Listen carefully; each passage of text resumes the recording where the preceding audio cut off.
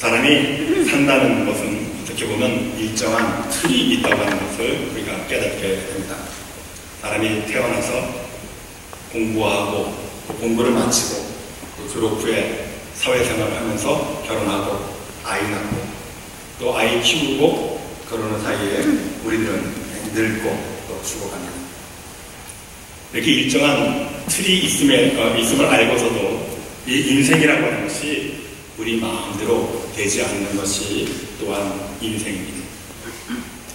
때로는 우리 마음대로 뜻대로 되지 않을 때 우리는 좌절하기도 하고 실망도 하면서 그렇게 살아가죠. 바로 그것이 인생입니다. 그런데 이 인생이라고 하는 것이 가만히 살펴보면 내 뜻대로 되어가는 것 같지 않지만 그것이 내 뜻이 아니라 다른 어떤 것에 의해서 이끌려 간다고 하는 것도 또한 우리가 깨닫게 되기도 합니다. 어떤 사람은 돈에 이끌려서 그것을 바라보면서 돈 때문에 사는 사람도 있고요. 또 어떤 사람은 쾌락에 이끌려서 술과 담배, 도박, 마약 같은 것에 미쳐서 살기도 합니다. 또 어떤 사람들은 권력을 붙잡기 위해서 그 권력의 노예가 되면서 그 권력에 따라서 살아가는 사람들도 있습니다. 요즘은 뭔가 하나 큰 건 제대로 터뜨리기 위해서 그것에 미쳐 사는 사람들도 있는 것 같습니다. 오늘 제 설교의 제목이 아름다운 인생입니다. 사람이 살면서 돈을 목적으로 살아갈 때 또는 쾌락을 목적으로 살아가는 사람들을 또는 권력의 노예가 되어서 살아가는 사람들의 모습을 보면서 우리는 결코 아름답다라고 하는 말을 사용하지 않습니다. 자, 그렇다면 아름답게 사는 삶은 과연 어떤 삶일까요? 오늘 본문의 말씀을 통해서 사람이 아름답게 산다는 것이 무엇인지에 대해서 한번 생각해 보기를 원합니다.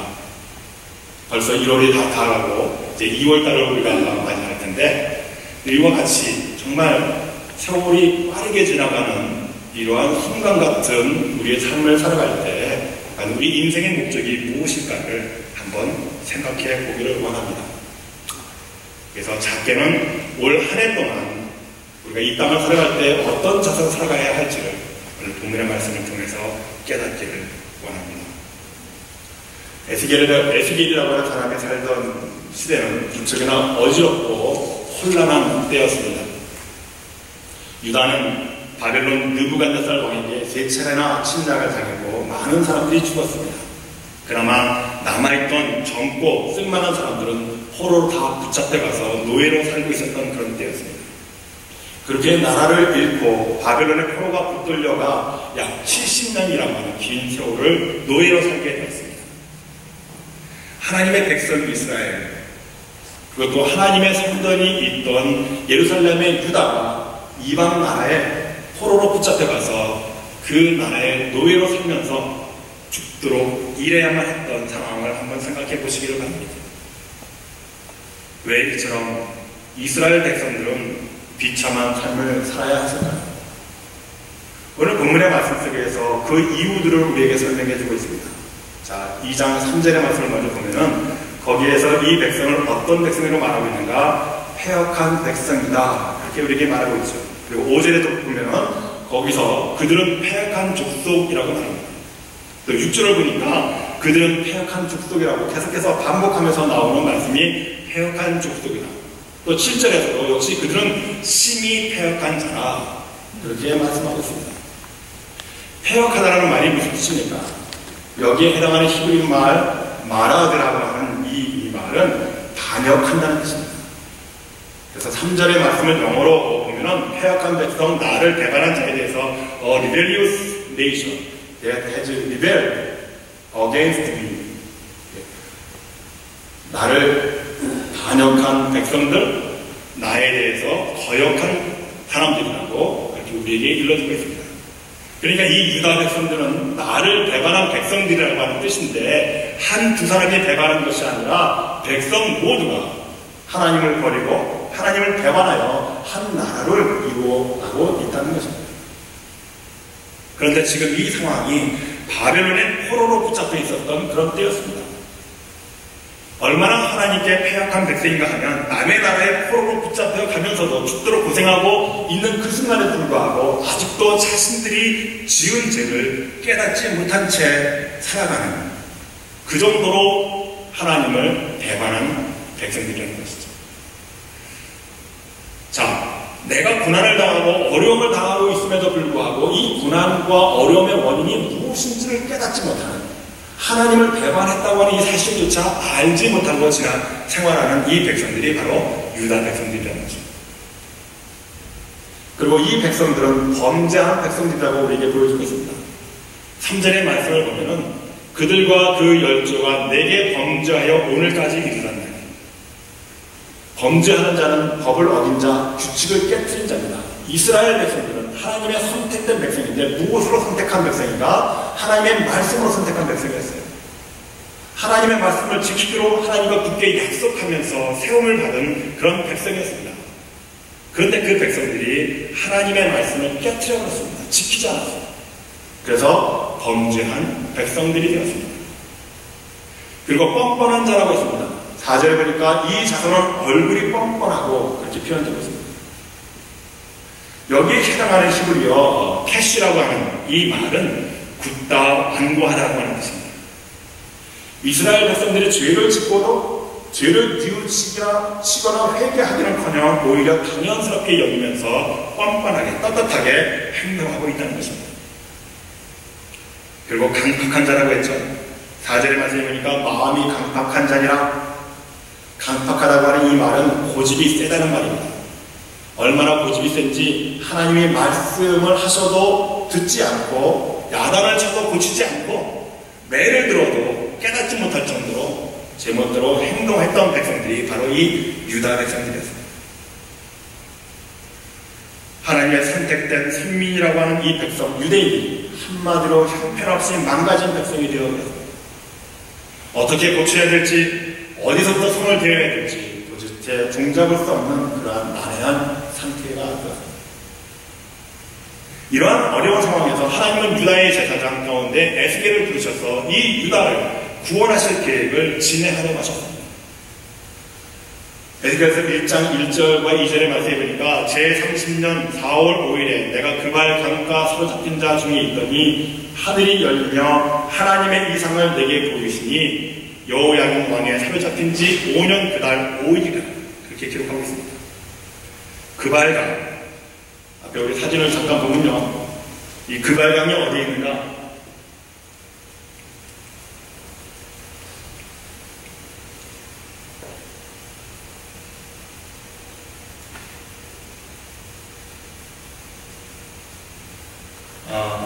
지금의 시리아, 이라크 이쪽에 흐르고 있는 곳이 여기 그발.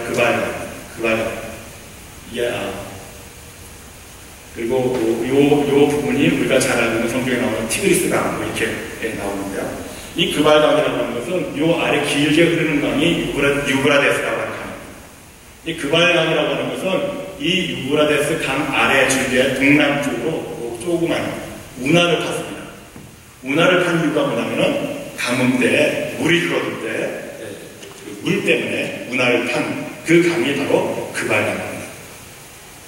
자, 유브라데스 강에서 물이 없는 남동쪽으로 탄 대운하의 이름이 이 그발강이라고 하는 강입니다. 조그만 배도 다닐 수 있고 또 물을 전환하면서 가뭄을 대비하는 아주 중요한 수로였습니다. 그 그발 강가에서 포로된 유다 백성들이 운하공사와 농사일에 시달려 했습니다. 에스겔도 여기서 일하고 있었던 그런 사람이었습니다. 그때 그의 나이가 제30년, 나이가 30이었고 포로로 붙잡혀 온 지, 왕이 사로잡힌 지 5년, 5년이 지난 그런 때였죠. 그때 하나님께서 이 에스겔을 부르신 것입니다. 그리고 오늘 본문의 말씀 2장 1절에 보니까 그가 내게 이르시되 인자야 일어서라 내가 내게 말하리라 하시니. 자, 하나님께서 노역에 지치고 피곤했던 에스겔을 부르십니다. 에스겔을 부르신 하나님께서 2절 말씀에 보니까 말씀하실 때 그 신이 내게 임하사 나를 일으켜 세우시기로 내가 그 말씀하시는 자의 소리를 들으니 라고 기록되어 있습니다. 여기서 우리는 지치고 피곤한 인생을 다시 새롭게 일으켜 세우시는 하나님의 신을 만났고 있게 됩니다. 자, 에스겔의 상태를 보십시오. 그 발광에서 운하를 만들고 농사 일에 지쳐 있었던 상황이 있습니다. 그래서 그는 너무나 힘들어서 아마 쓰러져 있었던 그런 상태였던 것 같습니다. 그런데 하나님의 영이 그에게 찾아오셔서 하신 일은 그를 일으켜 세우시는 것입니다. 하나님께서 에스겔을 부르십니다. 왜 부르시는가? 그에게 새로운 힘과 능력을 주셔서 일으켜 세우시기 위하여 부르시고 계신 것입니다. 사랑하는 성도 여러분, 하나님께서는 지금도 이 시간에 이 성전에서 여러분들을 부르고 계십니다. 왜 부르시는 줄 아십니까? 지난 한 주일 동안 세상에 살면서 지치고 피곤한 여러분들에게 새로운 힘과 능력을 주시기 위해서, 그리고 일으켜 세우시기 위해서 우리를 부르심을 믿으시는 여러분들이 되시길 바랍니다. 아멘. 그러므로 이 성전에서 우리가 들어야 할 음성은 바로 하나님께서 우리를 부르시는 그 음성을 들을 수 있어야 한다는 것이죠. 하나님께서는 에스겔을 부르셔서 에스겔에게 하나님의 영, 성령을 허락하여 주셔서 그의 지친 상태를 회복시켜 주시고 일으켜 세우셨습니다. 그런데 이 에스겔을 일으켜 세우시고 새 힘을 주시는 이유가 무엇입니까? 3절 말씀에 보니까 내게 이르시되 인자야 내가 너를 이스라엘 자손 곧 패역한 백성 나를 대반한 자에게 보냈노라. 그리고 계속해서 4절을 보면은 이 자손은 얼굴이 뻔뻔하고 마음이 강박한 자니라 내가 너를 그들에게 보내노니 라고 말씀하고 있습니다. 그렇습니다. 하나님은 사람을 보내시는 하나님이십니다. 하나님께서 지치고 피곤한, 그래서 쓰러질 수밖에 없는 에스겔을 일으켜 세우신 목적은 보내시기 위함입니다. 하나님은 보내시는 하나님이십니다. 시편 105편 17절에서 19절의 말씀에 보니까 한 사람을 앞서 보내셨으며 요셉이 종으로 팔렸다. 그 발이 착고에 상하며 그 몸이 쇠사슬에 되었으니 곧 여호와의 말씀이 응할 때까지 그 말씀이 저를 단련하였다. 하나님은 한 가정 안에서 막내둥이로 온갖 기업을 독차지했던 사랑하는 아들 요셉을 종으로 팔려가게 하셨습니다. 그리고 종으로 팔려가게 하셔서 그 애굽에서 온갖 고생을 겪어야 했습니다. 결국에는 감옥에 가서 갇히는 그러한 상태까지 이르렀습니다. 그런 고난 속에서 요셉은 살았던 사람이었습니다. 그런데 그가 당했던 고난은 그를 단련하시기 위한 하나님의 뜻이었다는 것이죠. 무엇을 단련시키기 위하십니까? 그 땅에 심한 기근이 왔습니다. 그 기근이 온 세상을 뒤덮었을 때 그 단련을 통해서 요셉이 행했던 일이 무엇입니까? 자기와 헤어졌던, 멀리 떨어져 있던 그 가족을 애굽에 초청하면서 풍성한 양식을 나누었던 요셉이었습니다. 한 가정을 구원했을 뿐만 아니라 그 애굽이라고 하는 온 땅에 기근이 왔을 때 그의 준비된, 하나님께서 그 땅에 보내셨음으로 인하여서 요셉을 통해서 애굽마저도 구원받게 하는 하나님의 뜻이 요셉을 통해서 이룰 수 있었던 것입니다. 하나님께서는 이와 같이 에스겔을 보내시고 또 요셉을 보내시는 것입니다. 보내시는 것은 무엇을 준비하기 위함이라는 것이죠. 자, 그렇다고 한다면 저와 여러분들도 가만히 생각해 보시기를 바랍니다. 우리 인생이 어떤 틀에 의해서 진행되어져 가고 있습니다. 세월이 흘러갑니다. 그리고 우리는 그 틀 안에서 어떤 힘에 의해서 이끌려 가고 있습니다. 우리가 이끌려 가고 있는 그 틀, 그 힘은 무엇입니까? 사랑하는 성도 여러분, 세상 사람들과 똑같이 돈에 얽매여 살아가는 여러분들이 되시지 않기를 바랍니다. 권력에 부풀려서 쾌락을 충족시키기 위해서 오늘도 허송세월을 허비하는 우리가 아니기를 바랍니다. 그렇다고 한다면 우리는 어떤 힘에 이끌려서 우리가 살아가야 합니까? 그것은 바로 하나님의 보내심에 이끌리는 삶이어야 한다는 것입니다. 내가 어디로 가든지 어디에서 무엇을 하든지 내가 있는 그 장소는 하나님께서 나를 여기로 보내주셨다, 하나님께서 나를 여기로 가게 하셨다라고 하는 확고한 믿음과 확신이 있어야 한다는 것입니다. 나에게 그러한 믿음이 없다고 한번 생각해 보십시오.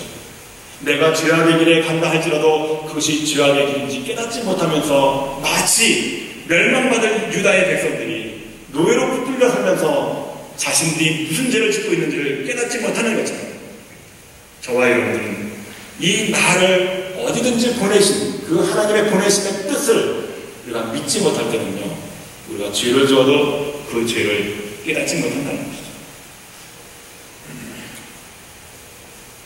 여러분, 사랑하는 성도 여러분, 저와 여러분들은 이 땅에 살면서 내가 사는 내 공간, 내가 어디를 가든지 그 장소는 하나님께서 나를 보내신 그 장소, 그 공간임을 믿으시는 여러분들이 되시기를 바랍니다. 에스겔, 요셉, 모든 사람들이 시련을 경험했던 것도 그조차도 하나님께서 단련시키시기 위해서 그 보내신 그 길에서 그의 사역이 풍성한 열매로 드러나기 위한 것을 깨닫게 되는 것이죠. 그러므로 사랑하는 성도 여러분, 지금 여러분들이 당하는 고난에 대해서 이해하지 못한다, 알 수 없다 말하지 마시기 바랍니다. 거기에는 분명한 하나님의 뜻이 있습니다. 무언가 예비하시고 준비하시기 위한 단련의 과정이라고 믿으시면서 그 고난 속에서 하나님께서 우리와 함께 하시는 그 영, 성령에 의지하여 그 고난 속에서 그 고난을 능히 물리칠 수 있는 여러분들이 되시기를 바랍니다. 아멘. 그 고난을 물리치기 위해서 저와 여러분들이 어떤 삶을 살아야 합니까? 무슨 일을 해야 합니까? 우리가 가야 할 길은 결코 쉽지 않다는 것을 우리에게 예고해 주고 있습니다. 오늘 6절의 말씀을 보십시오. 인자야, 너는 비록 가시와 찔레와 함께 처하며 전갈 가운데 거할지라도 그들을 두려워 말고 그 말을 두려워 말지어다. 그들은 패역한 족속이라도 그 말을 두려워하며 그 얼굴을 무서워 말지어다. 에스겔이 하나님께서 보내심을 받는 그 길은 가시와 찔레와 전갈이 있는 그런 고난의 길입니다. 예수님께서도 이 땅에 오셔서 우리들을 12명의 제자를 불러주시고 그 제자들이 가야 할 길에 대해서 누구든지 자기를 부인하고 각자에게 지어진 십자가를 지고 나를 따르라 말씀하셨습니다. 우리가 비록 성령에 이끌려서 성령의 인도하심에 따라서 우리가 그 성령님과 함께 나간다 할지라도 우리가 가야 할 길은 전갈과 찔레와 가시와 길의 길입니다. 십자가의 고난의 길임을 우리는 알아야 합니다. 그러나 그럼에도 불구하고 우리가 그 길을 갈 수밖에 없는 그 이유는 나와 함께 하시는 성령께서 두려워한다. 내가 너와 함께 함이라고 하는, 우리 혼자가 있는 것이 아니라 전등하신 하나님의 그 영이 저와 여러분들과 함께 하기 때문에 오늘도 우리는 가시밭길이라도 찔레밭길이라도 또는 전갈이 있는 우리의 생명을 유혹하는 십자가의 고난의 길을 할지라도 우리는 주님과 함께 하면 바로 그 길이 내가 가야 할 길을 그것을 믿고 깨달으면서 그 길로 나아갈 수 있어야 한다는 것이죠. 그러나 대부분의 수많은 사람들은 이 고난의 길, 험난의 길을 외면합니다. 편안한 길, 쉬운 길, 안전한 길을 찾는 것이 우리 인생의 생각이죠. 그러나 하나님께서는 우리를 보내주실 때 결코 이와 같이 평탄한 길로 보내주시지만은 않는다는 것이죠. 이러한 위험한 것으로 가라고 부르시는 하나님께서 에스겔에게 당부하시는 말씀은 두려워 말고 무서워하지 말라는 것입니다. 어떻게 내가 가야 할 길이 험난하고 죽음이 예견된 길임에도 불구하고 두려워하지 않고 무서워하지 않을 수 있겠습니까? 2절 말씀에서 보았듯이 에스겔 혼자 간 것이 아니라 하나님의 신이 그에게 임하셨기 때문입니다. 즉 다시 말씀드리면 에스겔은 지금 혼자가 아니라 하나님의 영이 함께하고 계신 것입니다. 하나님의 영이 지치고 피곤한 에스겔을 일으켜 세우셨습니다. 그리고 그 하나님의 영과 함께 범죄자들, 뻔뻔하고 패역한 유다 백성들에게 보내심을 받는 것입니다.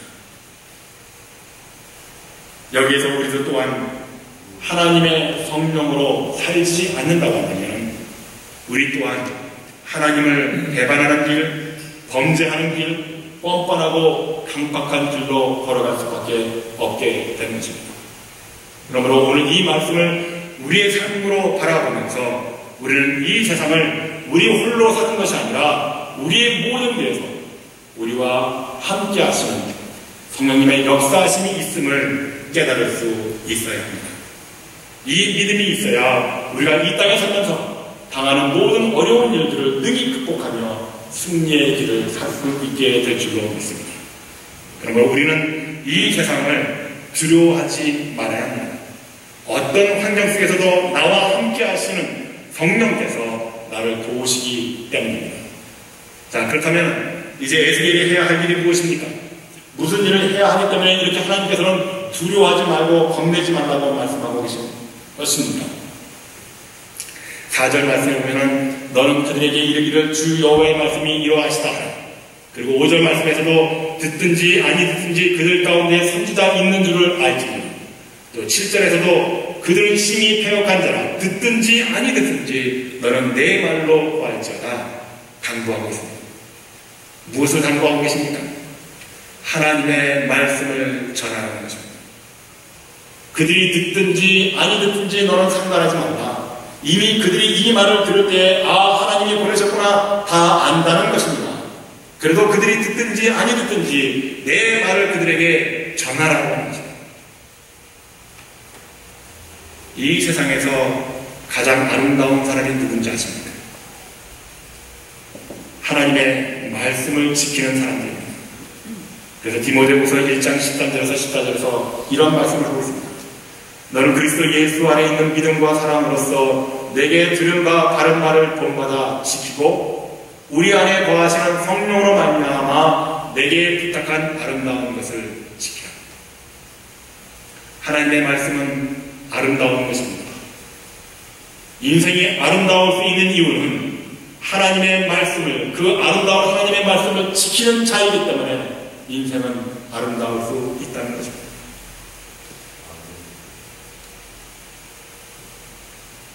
말씀을 마음을 다하고 목숨을 다하고 뜻을 다하고 힘을 다하여 지키는 그런 사람들에게, 그런 사람들을 통해서 하나님은 하나님의 뜻을 이 세상 사람들에게 전하기를 원하신다는 것이죠.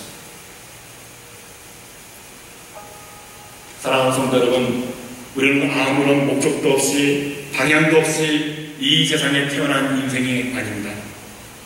이미 우리의 탄생은 하나님의 축복으로부터 만세전부터 예비된, 그래서 이 땅에 보내심을 받은 사람들의 삶인 것입니다. 그러므로 우리의 삶 속에는 언제나 하나님 아버지께서 동행해 주신다는 것이죠. 그러므로 힘들고 어렵다고 해도 종으로 살아있던, 그래서 남의 집에서 하나님의 말씀을 지키려 했지만 오히려 강간범으로 몰려서 옥살이를 해도 그 옥살이 안에서 하나님이 나와 함께 동행하심을 믿고 살았던 요셉을 통해서 세상 사람들에게 하나님을 믿는 사람들이 형통한 삶의 모습이 무엇인가를 보여주었던 거죠. 오늘 에스겔을 부르셔서 뻔뻔하고 패역하고 범죄한 유다인들에게 보내심을 받는 이 에스겔을 통해서 예고된 험난하고 위험한 길이라 할지라도 겁내지 않고 두려워할 수 있었던 것입니다. 이 길이 하나님께서 저와 여러분들을 보내주시기 때문이라는 것이죠. 그러므로 아름다운 인생은 하나님의 말씀을 지키는 자, 그 삶이 아름다울 뿐만 아니라 그 아름다운 열매는 하나님께서 우리에게 부탁하신 세상에 나가서 세상 사람들이, 패역한 인간들이, 범죄한 인간들이, 하나님을 버리는 인간들이 우리를 위협하고 우리의 두려움의 대상이 된다 할지라도 우리는 결코 겁내거나 두려워하지 아니하고 저들이 하나님의 말씀에 대해서 귀를 기울이든지 귀를 기울이지 않든지 상관하지 않아도 하나님의 말씀을 전할 수 있는 삶을 살아야 한다는 것이죠. 왜 그렇습니까? 왜 우리는 그렇게 살아야 합니까? 왜 우리는 가시와 찔레가 낀 정갈이 득실거리는 그 길을 우리가 가야 합니까? 왜 우리는 우리의 뜻대로 살지 아니하고 하나님의 뜻대로 살면서 나를 부인한 채 우리의 십자가를 지고 나아가야 합니까?